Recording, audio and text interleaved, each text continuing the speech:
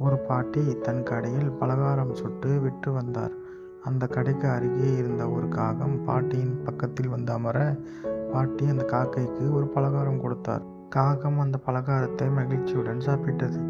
பின் அடுத்த நாள் காகம் தன் நண்பர்களுடன் வந்து பாட்டியின் அனைத்து பலகாரங்களையும் சாப்பிட்டு விட்டு போனது. இதனால் பாட்டி மிகவும் சோகமடைந்தார்.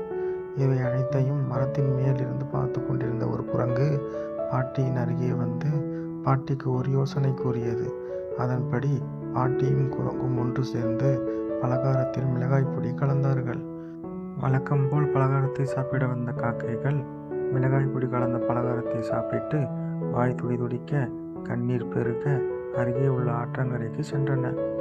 வாய் எரிச்சல் குறையும் வரை அந்த ஆற்றில் தண்ணீரை குடித்து கொண்டே இருந்தன. அன்று முதல் காக்கைகள் அந்த பாட்டியின் கடைப்பக்கமே போவதில்லை. பாட்டி மகிழ்ச்சியுடன் மறுபடியும் பலகாரங்களை சுட்டு விற்கத் தொடங்கினார். இவை அனைத்தையும் மரத்தின் மேல் இருந்த குரங்கு மகிழ்ச்சியுடன் பார்த்து கொண்டிருந்தது.